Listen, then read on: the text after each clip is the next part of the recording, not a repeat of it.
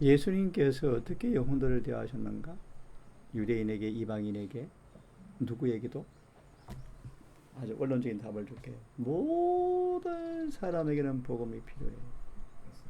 차별이 없어요. 중요한 고백했네. 나 안식일 교인이 되는 것보다 이제 그리스도인 되고 싶다. 중요한 얘기예요. 똑같아. 돌아와서 모든 사람이 복음이 필요한데 좀 줄입시다. 조사심판은 엄청난 복음이에요. 이 복음이 개신교회에 어떻게 전달되어지는가? 예수님의 지혜를 배우면 돼요. 자, 아까 우리 마칠 점에 말한 것처럼 이제 그런 얘기는 이제 우리 부차지고 끝이 없고, 그죠? 차후 기회 되면 하기로 하고, 우리에게 본질적인 한 주제를 놓고 그에 맞는 질문들을 하면서 이 짧은 시간 좀 보내면 좋겠다 생각이 들어요.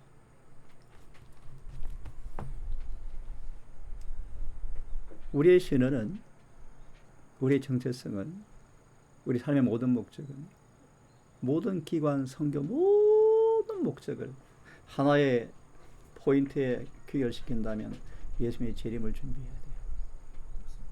그죠? 이게 원론적인 답이야. 이것보다 중요한 것이 없어. 예를 들어서 오늘 죽어도 첫째 부활에 참여할 준비를 하고 죽는 게 재림 준비하는 거예요.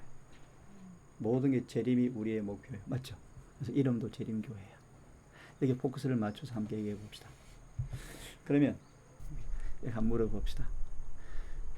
재림의 본질, 재림을 준비한다? 재림이 뭐지? 힌트를 한번 줘봅시다. 예를 들면 힌트를. 네. 침례의 요한을 왜 보내셨는가? 초림 준비시키려고.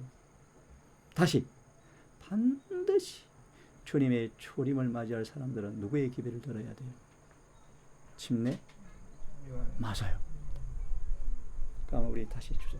그럼 재림을 준비한다. 재림이 무엇이 어떤 준비가 필요할까? 그게 맞춰서 얘기를 좀 해봅시다. 그죠? 그럼 질문. 재림의 본질, 재림이 뭐죠? 어떤 의미가 있죠? 다시 힌트를 줄게요. 초림은, 네. 초림은, 네. 다른 말로 예수님의 지상 사업은, 지상 봉사의 목적은, 초림은 우리를 저로부터 구원하는 거예요. 맞죠? 네, 맞습니다. 재림은요? 예수의 초림은 우리를 회개시켜서 죄로부터 구원하려고 그분이 초림하셨어요. 네. 재림의 본질, 성경 구절 딱 이야기할 수 있을까? 고전 15장 51절 2절의 주석과 히브리 9장을 보면 이렇게 돼 있어. 그분의 초림은 죄인들을 구원하러 오셨어요. 그분의 재림은 의인들을 데리러 오셔. 더 쉽게. 초림은 죄인들을 구원하러 오셨어. 그분의 재림은 내가 내 말이 아니야. 선자왕 미래에 대한 영광스러운 계시에 딱 나와. 그분의 재림의 날에는 의인들만 구원이 있다. 다음 질문. 의인이 뭐야? 그 사람에게 의의가 있는 사람이야. 죄인은 뭐야? 죄가 붙어 있는 거야. 예수님 왜 오셨어? 죄 분리시키려고 오셨어. 분리시키고 뭐 주려고? 의의를 붙여주려고. 그래서 그분의 재림은 쉽게 말하는 거 의인들만 구원하려고 오셔. 그럼 질문. 중요한 게 뭐예요? 우리가 재림 준비하는 거예요. 그러면 의인 되는 거예요. 맞아요? 네. 맞잖아. 죄와 상관없이 오시겠대. 이게 무슨 뜻인 줄 알아요? 히브리 9장 28절. 이런 말이야. 쉽게 말할게. 그분의 초림은 의사로 와. 의사로. 그분의 재림은 의사. 이제 문 닫았어. 마을 오셔. 다 나은 사람 데리러 오셔. 그 히브리 9장 28절이에요. 그걸 가리켜서 그분이 오신 것은 우리의 죄를 담당하러 오셨지만 이제 두 번째 죄와 상관없이 오셨단 말이 무슨 말인가? 15장 51절 2절의 말씀에 그분 우리를 죄를 고치러 오지 않는다. 우리의 품새의 결함을 고치러 오지 않는다. 그 일은 지금 은혜 시간 끝나기 전에 이 땅에서 이루어져야 한다. 다시 재림의 본질은 의인들을 데리러 오셔. 의사로 오지 않아요. 왕으로 오셔. 하늘에 가면 의사 필요 있어? 없어. 다 나은 사람만 데려가. 그럼 세 번째, 그렇게 의인 되는 길이 뭘까? 가장 중요한 질문이에요. 그죠? 우리 어떻게 의롭게 되지? 그래서 제가 제일 좋아하는 책 로마서, 히브리서, 이 두 권의 책이 재림교회의 가장 중요한 사명을, 기별을 담고 있는 책이 두 권이에요. 14장 계시록의 세 천사의 기별의 노른자이가 로마서예요. 로마서. 사단이 가장 싫어하는 책이 로마서예요. 왜요? 믿음으로 의로우신 경험을 하면 마귀는 그 사람 놓쳐. 그러면 이 주제만큼 중요한 것이 없어. 로마서를 몇 장까지 있지?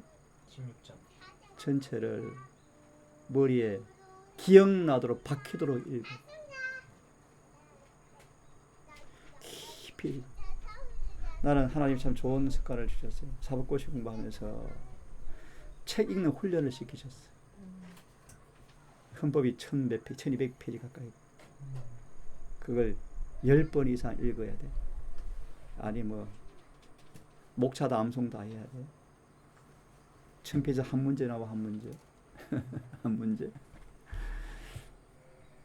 어떻게 읽는 줄 알아요? 1장 읽어. 내일 2장 읽어. 2장 이렇게 해서 1장 다시 읽어. 2장 읽어. 3장 읽어. 1장 또 2장 읽어. 이렇게 하면 5장을 1장이 어떻게 자꾸 반복돼. 그럼 헌법 전체가 머리에 딱 들어와요. 그래서 사법고시 그 당시에 속담이요. 헌법 1000페이지를 1시간 만에 보면 합격한다 그랬어. 1시간 만에 본단 말 의미 이해했지. 한 예를 든 거야. 로마서를 깊이 숙고하면서 읽어요. 한참 의미를 무슨 뜻이지? 읽고 1장, 2장 이렇게 읽지 말고 1장을 여러 번 읽고 또 2장 보고 또 1장 다시 보고 2장 보고 이렇게 16장까지를 계속 읽어. 읽으면 어떤 일이 생기는가? 1장을 펴는데 3장이 떠오르고 6장이 떠오르고 7장이 떠오르고 막 그래. 성령께서 하시는 일이에요. 무슨 말인가? 로마서 자체 내에서 로마서 구절을 막 설명해 줘. 예를 들면 로마서 7장 7절 9절과 14절이 7장 7, 8절이 7장 14절에서 29절까지가 설명되어 있고 그 한 구절이 8장에 설명되어 있어. 이게 다 보여. 세 번째로 로마서 용어들이 로마서에서 정리를 해줘. 단어까지 설명이 되어져. 여기에 더 첨가하면 갈라디아서, 야고보서, 히브리서. 다시 성경을 그렇게 읽어요. 그렇게 읽으면 자꾸 봐봐. 로마서를 그렇게 읽으면 어떤 일이 생기는가? 나 같은 경우요. 화장실에 앉아 있어도 자꾸 성경이 자꾸 떠올라. 기억 안 하고 싶어도 자꾸 떠올라. 화장실에 앉아 있으면 떠오른다니까. 꿈에도 꾸고 길을 가도 자꾸 생각이 나. 이게 묵상한다 뜻이 묵상. 묵상하려면 진리가 기억에 박혀야 돼. 마음에 고정돼야 돼. 그렇게 되어지고 그 다음 로마서 한 구절 한 구절을 성경 간주를 살펴. 복음은 이 복음 어떻게 조화되어지는가? 오늘날 현대 재림교회에 병이 하나 생겼어. 거짓병. 복음은 기쁘다라는 잘못된 것을 배워왔어. 복음은 누구한테 기쁜 것인가? 암 환자한테 기쁜 거야. 무슨 말인가? 나 죽을 병이다. 어떻게 낫지? 다시 말하면 정말 죄인임을 느끼는 사람에게만 복음이 필요해. 맞죠? 맞아. 근데 그 복음은 때때로 엄청난 반대를 받아. 그 이유가 있어요. 계시 12장은 말해요. 사단이 분노해. 왜? 자기 영역 뺏기고 있으니까. 사단이 분노한다. 그래서 반드시 복음을 경험하면 내적 외적으로 핍박이 와요. 그럼 또 질문을 할게. 그래서 로마서 이렇게 얘기 나왔네. 어떻게 의인 되는 것만큼 중요한 것이 없어요. 죄가 어떻게 해결되어지죠? 함축해서 성소를 중심으로 말할 수 있을까? 어떻게 죄가 해결되어져서 완치되나요? 죄가 어떻게 처리되어지죠? 그래서 어떻게 완치되죠? 자, 의인 되는 게만큼 중요한 것이 없어. 왜요? 재림 때는 의인들만 구원이 있어. 좀 더 쉽게 말합시다. 죄인이 뭔가? 에스겔 18, 33장. 죄인이 뭔가? 죄를 짓는 사람이야. 죄인이 뭔가? 율법을 범하는 사람이야. 맞아요? 네. 죄인이 뭔가? 예수님 안 닮은 거예요. 세 가지 정의야. 그럼 의인이 뭐예요? 의를 행하는 사람이야. 요한 3장 6절 7절. 의인이 뭐예요? 율법을 지키는 사람이야. 의인이 누구요? 예수님 닮은 거예요. 왜요? 예수님 안에 의가 우리 의가 되어지니까. 자, 그러면 어떻게 이렇게 되어지는가? 문제는 죄가 해결돼야 돼. 어떻게 해결되어지는가? 성서를 보면 매일의 봉사, 연중 봉사가 있어. 이걸 가리켜서 뭐라 그러지? 용서와 도말. 용서와 도말. 들어보세요. 용서는 죄를 지은 사람에게서 죄가 분리되어지는 것. 어떻게 설명할 수 있어요? 피를 십자가 한번 들어보세요. 십자가는 속죄가 완성된 게 아니고 십자가는 피가 흘려지는 거예요. 흘린 피를 놋대에 담아서 중요한 얘기요. 장례를 치룬 사람들. 십자가의 피를 놋대에 받아서 물무덤을 지나요. 물무덤이 뭐지? 침례. 한마디로 뭐요? 죽음.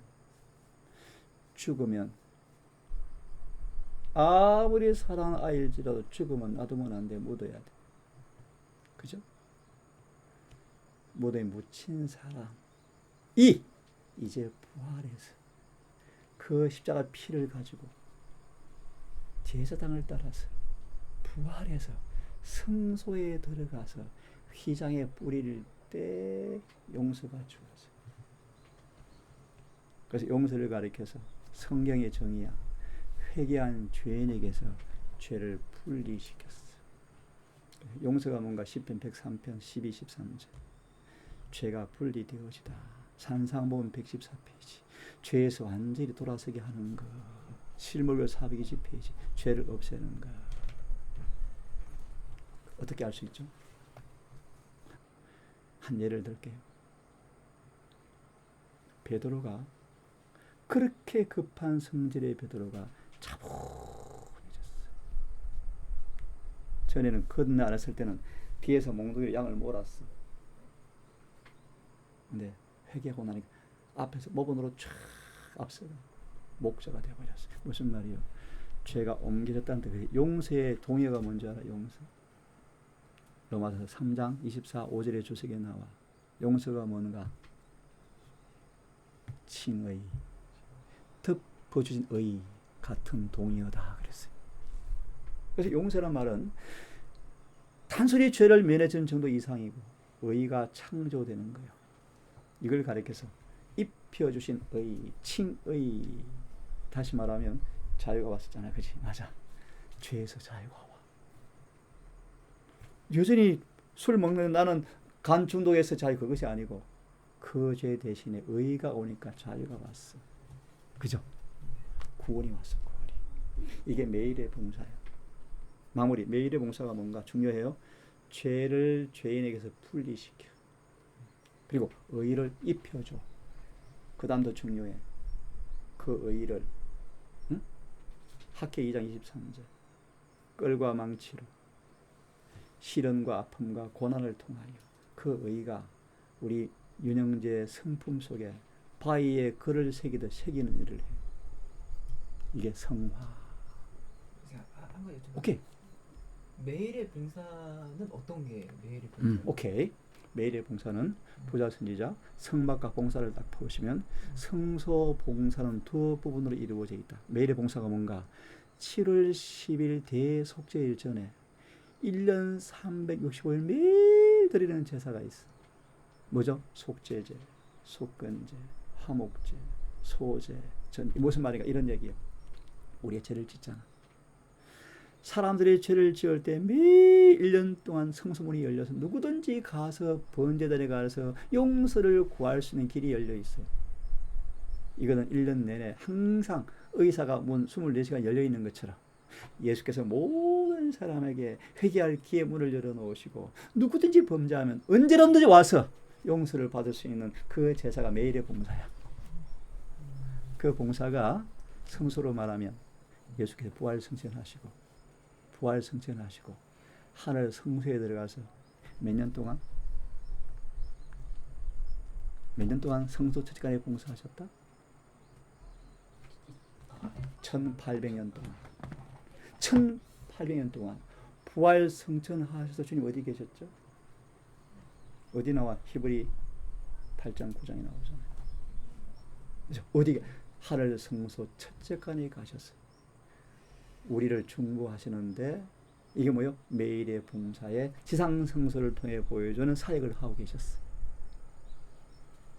두 번째, 이 매일의 봉사를 통하여 이루어진 일이 뭔가를 요약하면 갈라디아 2장 20절이에요. 예수님과 뭐 되는 거예요? 결혼하는 거예요. 죽는 정도 죽고 살아나서 한 몸이 되어 사는 거예요. 그런다 7월 1일 되어지면 뭐가 와요? 나팔절이 시작돼.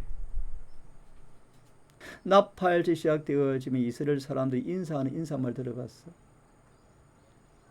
샤나 토바 무슨 말인가? 새해 복 많이 받으세요. 우리나라 말 이게 무슨 뜻인지 알아요? 곧 새해가 밝았는데 이스라엘은 새해가 언제 시작돼? 대속죄일이 끝나면 시작돼. 그날 뭐 하는 줄 알아요? 사과에 꿀을 찍어서 나눠 먹어. 무슨 말이요? 기쁜 날이야. 왜? 속죄일이 끝났는데. 자, 들어봐. 7월 1일 된 나팔을 불러. 왜 나팔 부르는 줄 알아? 경고하는 거. 맞아요. 왜 나팔절이요? 10일 동안 맨날 나팔만 불러. 그래 나팔절이야. 왜 불러요? 그 나팔절에 나팔 소리 들어볼래? 유튜브 들어봐요. 급하게 부르기도 하고 슬프게 부르기도 하고. 왜요? 뭐가 가다고? 심판날이 가까웠다. 심판날이 가까웠다. 다른 말로 영원한 운명의 결정날이 가까웠다. 그날을 뭐 해라? 준비해라. 나팔절이야. 예를 동안 나팔절이. 참고로 재림교 역사 속에서 나팔절의 성취가 언제인지 배워봤나? 1833년부터 43년까지 정확하게 10년간 재림기별이 선포되었어요. 그렇게 적용을 해 재림교에서. 저도 그 인정을 해요. 10년간 윌리엄 밀러를 통해서 시작으로 온 5대양 8대주 유럽주에 재림의 기별이 선포되어지면서 첫째 천사의 기별을 통해서 뭐가 가까웠다? 첫째 천사의 기별의 핵심이 뭔지 알아요? 방금 얘기했는데 나팔절이 왜 나팔을 불어? 오케이. 첫째 천사의 기별의 핵심이 뭐예요? 여기 나오는 거. 창조적 경배하다가 아니고 본질. 심판할 시간이 이르렀다가 핵심이야. 그래서 뭐 창조적 경배하라. 창조적 경배하라가 무슨 뜻이요? 요한 4장 시대에서만 야곱의 우물가에서 딱 펴면 나와. 짧게 말할게. 죄 끝내라. 죄 빨리 끝내라. 왜? 심판이 있다. 심판. 죄 짓기 끝내라 빨리. 그래서 근대 종교개혁자 그 다음 읽어보면 첫째 천사 기별의 목적은 우리를 세상과 죄로부터 풀이시키는 기별이다. 죄 빨리 끝내. 뭐가 다가왔어? 심판의 때야. 그럼 어떻게 하면 되는데요? 빨리 창조적 경배. 어떻게 해요? 하나님을 두려워해. 나와 공부하면 두려워하게 만들어줘. 어떻게 두려워하게 만드는 줄 알아요? 이렇게 이해하면 좋아. 스승들의 그림자도 안 밟았대. 이런 두려움. 하나님의 품성을 깊이 이해함으로 죄를 영원히 떠나버리는 두려운 경험을 하게 되어지면 영광을 돌리게 돼 있어. 이게 창조주 경배하는 건데 토요일 지키는 게 아니야. 창조주 경배가 뭔가? 안식일을 포함한 모든 계명이 지켜지는 게 창조주를 경배하는 거야. 다시 예를 들면 중요한 아까 고백했어요. 안식일을 지키면서 이기적인 사람들 안식일 범하는 거야. 좀 이해돼요? 오케이. 안식일을 지키면서 내 이웃을 사랑하지 않는 것은 안식일을 지키는 사람들이 아니에요. 무슨 말인가? 안식일은 10계명 중에서 외적으로 드러나는 계명이고 창조 이름이 기록되어 있고 맞아요? 외적으로 순종의 표는 눈에 안 보여요. 가늠하지만 안 보여요. 근데 뭐는 보여요? 안식일은 눈에 보여요. 맞죠? 그런 면에서 표야 표. 그럼 무슨 표인가? 모든 계명이 지켜지는 결론이에요. 결론. 다시 말하면 지금 제7일 안식일을 지킨다고 말하면서 예? 남을 미워하는 죄를 이기지 못하는 사람들은 인을 못 받아. 반대로 지금 일요일 교인인데 안식일 안 지키는 교인인데 거듭난 사람이 있을까 없을까? 있죠. 구원이 있어 없어요? 있어. 그런 의미에서 너무 중요한 얘기인데 다음 주 새벽 기도부터 강의할 거예요. 이사야 58장. 사단이 희한한 이 사단이 하필이면 넷째 계명을 바꾸고 나왔어요. 왜 그런 줄 알아요? 네? 맞습니다. 왜 그럴까? 다양한 이유가 있잖아요. 아 맞아요. 그 이유 가운데 아는 것만 얘기해 볼래요? 안식일이 구원의 징표라고. 아 맞아요. 저거는 이렇게 말해요. 사단은 안식일을 정무했대. 왜? 절에 가도 도둑하지 말라 그래. 간음하지 말라 그래. 무슨 말인가? 하나님에 대한 지식을 말살시키려고 이와 이름을 지워버리려고 안식일 넷째 계명을 없애려고 작정했대. 그래서 이런 말 들어봤어요? 지상의 역사에서 토요일 안식일을 잃어버린 후 무신론자가 생기고 회의론자가 생기고 작전 성공이요. 하나님에 대한 지식을 없애버리려고 두 번째 어떤 전략 세웠는가? 하나님 믿는 거 막지는 못하니까 잘못 믿게 만들자.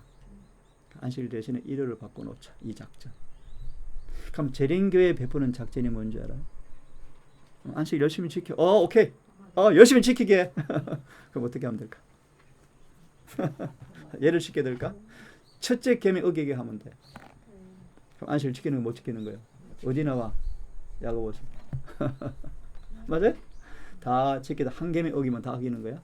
다 어기는 거니까. 막이 똑똑해. 그래서 유대인들이 안식일을 철저하게 지키는데 구원이 없어. 왜요?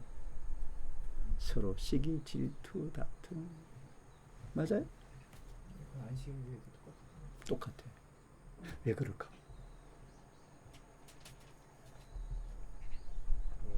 좀 안 좋은 얘기를 할게. 술 먹었어. 술 먹고 취했어. 어떤 술을 먹은 줄 알아요? 이사 29장. 사단이 쓰는 글작품. 기가 막힌 사단의 존재. 똑똑해서 99.9%의 진리에 오류를 0.1% 섞는 것. 마태 15장 주석에 기생식물을 들어버리면 기생식물. 무슨 말인가? 순수한 복음에 1%만 오류가 섞이면 복음의 효능이 떨어진다. 그래서 사단이 뭘 하기 원하는가? 똑똑한 사람들이 머리를 지배해서 단상에 사단이 가르쳐주는 횃불을 들고 설교하도록 작전을 꾸몄어. 주문에 다 나오는 말이야.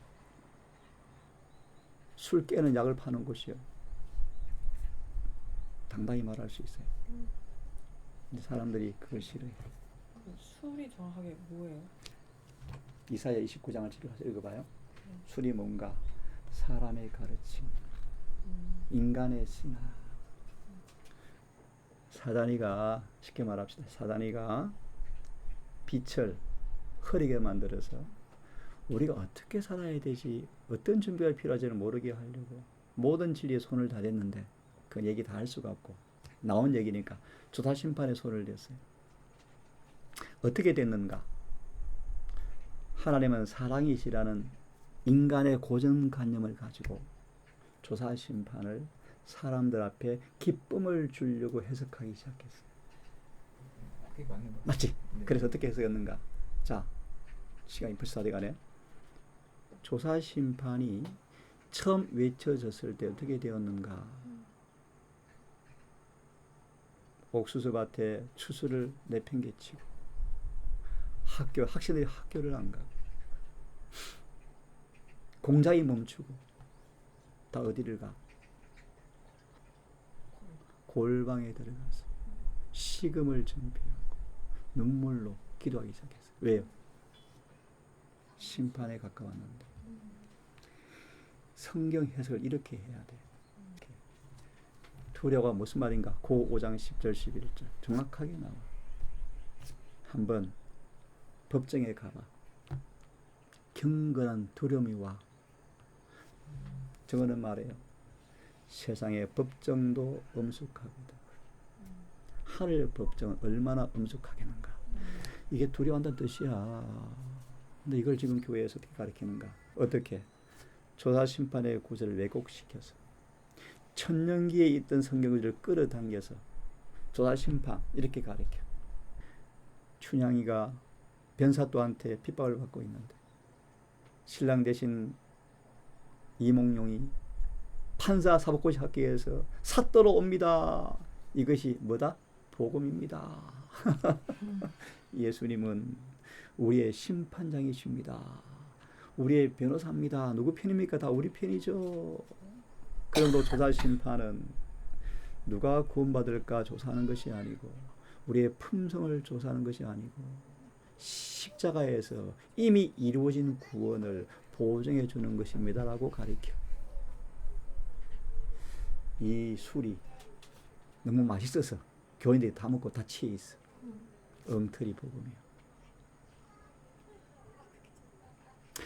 조사 심판을 우리 형제 어떻게 이해하는 건 잘 모르겠는데 마음이 안타까운 것은 자기의 읽은 말씀과 안 맞는 것 같죠. 그럼 누가 하나 문제가 있는 거야. 다 문제가 있든지 그죠. 다 문제가 있든지 누가 문제가 있는 거야. 맞죠. 진리는 하나거든. 답을 드려. 답안지가 있어. 답안지. 다니엘 7장 9절 13절 마태 22장 마태 13장 누가 13장 계시록 7장 14장 첫째 천사의 기별 특별히 대쟁투에 하늘에 가는 조사 심판 정확하게 답안지가 있어. 말 그대로 하늘의 법정은 우리의 모든 기록을 율법과 비교 조사해서 과연 회개했는가? 과연 의로워졌는가? 그래서 마태 22장 11절 12절 하늘 신민의 자격을 갖추었는가? 라고 판명될 때 매일의 봉사를 통하여 휘장에 1년 내에 피가 뿌려져 피가 득지득지한 더러운 것을 없애고 새 천으로 교체한 것처럼 이미 죄에서 분리되어지고 변화를 받아 너 준비 받을 준비가 된 사람들에게 이미 고치고 토하여 내친 그 죄의 목록을 다 지우고 동시에 유다서 17장 동시에 우리 기억의 창고에 내가 지었던 죄의 기억은 지금 남아있죠. 그죠? 이것까지 지워버려. 이것이 속죄야 속죄. 이 동아리 이루어짐과 동시에 이마에 인이 쳐지고 늦은 배가 와서 재림 준비 끝나. 이 일을 하게 하는 기별이 뭐죠? 새 천사의 기별이야. 제가 재림교회 38년째인데 신학을 가고 유학을 가봐도 새 천사의 기별을 이렇게 가리키는 설교를 한 번도 못 들어봤어요. 그런데 얘기는 그렇게 나와. 그래서 제가 재림교회에 대해 결심한 게 있어. 신학 안 할란다. 미국 가 유학도 포기해버리고 오직 성경과 정어만 보겠다. 그래서 나는 개인적으로 확신해요. 나 술이 안 취했어. 똑바로 할 수 있어. 보면 딱 보여. 기회 되면 낱낱이 파헤쳐 가르칠 수가 있어. 그 술을 깨워주고 싶어. 이 친구도 술이 조금 깨서 온 것 같아. 상담학과 가지 말라 그랬거든. 상담학과. 기독교 상담학과 가본들 시간 낭비다 가지 말라 했더만 자신만만히 가더라고. 공부하다가 의미 없는 거 알거든. 근데 저도 상담학 복수 전공했거든요. 그래요? 근데 의미 없는 거 알고. 맞아요. 질문. 이거 얘기하고 마치고 30분 예배니까. 최고의 상담사가 누군 줄 알아요? 기도로 예수님. 맞아. 성령의 사람이야. 왜요? 성령만이 인간의 피를 치고자 알아라. 그래서 모세가 최고의 상담가였어. 맞아요? 하나님은 절대로 사람에게 타인의 마음에 간섭하지 말라 그러셨어. 왜 그럴까? 이유를 알아요? 두 가지만 답을 하고 마치자. 사람은 절대 사람 마음 고칠 수가 없어. 두 번째, 중요해. 너무 중요해. 사람들의 마음은 반드시 상대방 영향을 줘. 만약에 내가 죄인이라면 무슨 영향을 줄까? 인간은 절대 선을 만들어낼 수 없어. 그러므로 이 심리학을 이용한 것 가운데 하나가 뭔지 아는 사람? 최면술이야. 그래 안 그래요? 최면술이야. 누가 사용해? 마귀. 건너뛰어서 사단이 최근 재림교에 쓰는 최면술이 뭔지 알아요? 여기 나오는 말이야. 뭔지 알아요? 거짓 복음으로 최면한대. 병은 안 나왔는데 거듭나지 않았는데 구원이 있대. 죄 세방 안 됐는데 구원이 있대. 전부 최면술이래. 그것이 강신술로 설명해. 강신술. 재밌어요. 완전주의랑 이거의 차이가 오케이. 뭐예요? 간단해. 네. 완전주의가 뭔가? 나 완전해. 이게 완전주의야. 주의가 뭐예요? 주의. 주의란 말이 하면은 그 사람의 고집, 고정관념 뜻이야. 완전주의가 뭔가 조금 더 할까요? 나 완전하다 하는 사람이야. 어떻게 왜 재림교회 최초 완전주의가 등장했어? 누구요? 켈러. 나는 육체까지 거룩하게 되어서 절대 죄를 지을 수 없게 되었어. 이게 완전주의야. 뭐까지 거룩하게 되었다? 육체까지. 이게 재림교회에 등장한 완전주의. 켈록 의사. 켈록 알아? 켈록? 시리얼 만든 최초 사람이 켈록 의사야. 재림교회 의사야. 그가 요양원을 찾았어. 그 병원에 화이트분이 갔어. 그 의사가 배도했어. 배도해서 완전주의 창시자가 되었어. 완전주의가 뭔가? 나는 몸과 영 전체가 거룩하게 되어서 죄 지을 수가 없게 되었다. 이거 완전주의야. 이런 사람이 있나? 마귀지 뭐. 그럼 내가 외치는 완전이 뭔가? 간단 명료. 요한복음 17장. 아버지여 내게 주신 품성을